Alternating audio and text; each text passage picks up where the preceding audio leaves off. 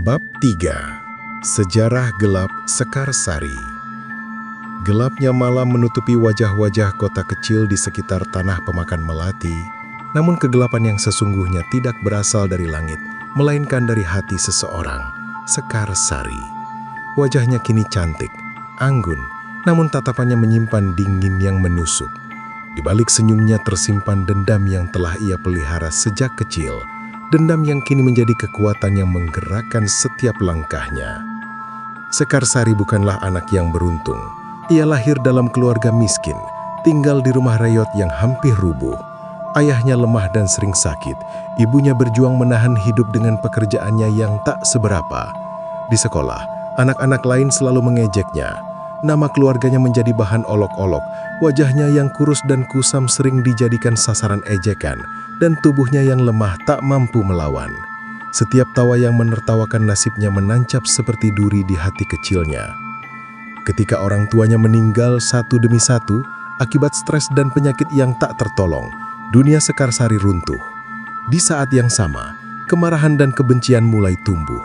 Anak kecil itu, yang dulu lemah, bersumpah pada dirinya sendiri, "Aku tidak akan pernah menjadi lemah lagi. Aku akan membalas semua orang yang menertawakan dan merendahkanku." Dalam kesendirian yang pahit, Sekarsari menemukan sebuah rahasia. Dunia bukan hanya milik manusia biasa. Ada kekuatan lain tersembunyi di balik bisikan dan bayangan yang bisa memberinya kuasa untuk menuntut balas. Salah satu anggota sekte kegelapan yang diam-diam mengamati keluarga miskin itu memperkenalkan padanya ilmu hitam dan mantra-mantra kuno. Ia mengajarkan Sekarsari cara mengendalikan energi gelap, cara mengutuk dan menyantet, hingga cara menanam niat jahat dalam hati manusia lain. Sejak itu, Sekarsari belajar tanpa henti. Ia membaca buku-buku tua yang penuh simbol aneh, melakukan ritual-ritual yang menyeramkan, dan mengamati orang-orang di sekitarnya dengan ketajaman yang mematikan.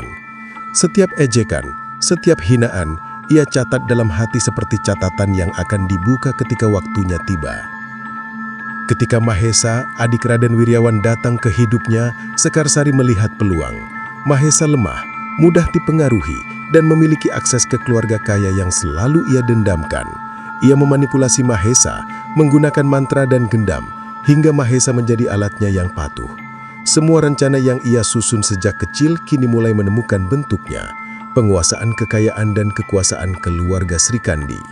Sekarsari tidak hanya menginginkan harta, ia ingin menguasai daerah tanah pemakan melati, ingin membuat semua orang tunduk kepadanya, merasakan kekuasaan yang selama ini ia impikan. Setiap kata yang keluar dari mulutnya, setiap langkah yang ia ambil, dipenuhi oleh niat membara, membalas dendam atas masa lalu yang pahit, membungkam mereka yang pernah menertawakannya, dan membuktikan bahwa dirinya kini lebih kuat daripada siapapun. Namun kekuatannya tidak datang tanpa harga. Setiap ritual yang dilakukan Sekarsari menelan sebagian dari kemanusiaannya. Ia menjadi lebih dingin, lebih manipulatif dan lebih kejam. Senyumannya kini tidak lagi mencerminkan kebahagiaan, melainkan kemenangan atas orang lain. Rumah keluarga Srikandi menjadi target berikutnya, bukan sekedar karena harta, tapi karena Srikandi adalah simbol dari dunia yang menolaknya.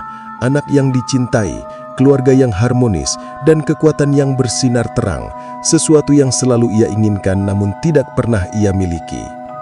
Sekarsari mempersiapkan segalanya dengan teliti. Ritual santet untuk membunuh Srikandi bukanlah tindakan spontan. Ia merencanakan setiap detail, dupa hitam untuk menarik energi gelap, mantra untuk menahan jiwa Srikandi agar tidak lepas, dan lilin-lilin yang membentuk lingkaran perlindungan yang hanya bisa ditembus oleh energi gelapnya sendiri. Ia tahu, meskipun Srikandi masih kecil, anak itu memiliki naluri yang kuat dan mungkin bisa melawan, tetapi dendamnya lebih kuat, dan ia yakin tak ada yang bisa menghalanginya. Di saat yang sama, ia tidak pernah melupakan masa lalunya. Setiap kali ia menatap wajah Srikandi yang polos dan penuh keberanian, ia merasakan campuran antara iri dan benci. Srikandi adalah segalanya yang tidak pernah ia miliki, keluarga yang mencintai, kekuatan yang muncul dari kebaikan, dan keberanian tanpa dendam. Semua itu menjadi bahan bakar kemarahan Sekarsari. Dan ketika ritual malam itu berhasil, ketika jasad Srikandi jatuh, Sekarsari tersenyum puas. Ia merasa telah menang, tetapi ia tidak mengetahui sesuatu yang penting. Cahaya dari jiwa Sri Kandi telah muncul, dan kekuatan cenayang yang lahir dari kesedihan dan keadilan mulai bangkit, diam-diam mengawati setiap langkahnya. Sekarsari ingat semua telah selesai, tapi ia belum tahu bahwa permainan sebenarnya baru dimulai.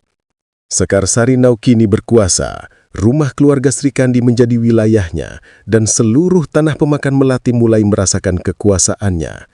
Ia menegakkan aturan dengan kekejaman, memerintah dengan suara kasar, menghukum yang menentangnya. Semua orang yang dulunya berterima kasih pada keluarga Sri Kandi kini tunduk ketakutan. Tetapi di balik semua itu, ada satu hal yang tidak bisa dikendalikannya, jiwa Sri Kandi. Cahaya yang muncul dari kematian anak itu mulai menebar, bergerak pelan namun pasti, mengamati, belajar dan merencanakan. Sekarsari mungkin telah memenangkan pertarungan fisik, tetapi perang sejati, perang antara kegelapan dan cahaya, dendam dan keadilan baru saja dimulai. Dan di malam-malam berikutnya, ketika Sekarsari tertidur dengan senyum kemenangan di wajahnya, ia tidak menyadari bahwa bayangan kecil dengan mata bercahaya telah menyusup ke seluruh sudut rumah. Sri Kandi, meskipun tubuhnya lenyap, tetap ada, dan kekuatannya, meskipun masih baru, mulai menunggu saat yang tepat untuk membalas semua pengkhianatan yang terjadi.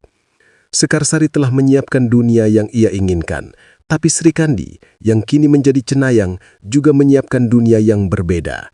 Dunia di mana keadilan, meskipun lahir dari cahaya yang tersisa, akan menuntut balas, dan disinilah kegelapan Sekarsari pertama kali akan dihadapkan pada cahaya yang tak terduga.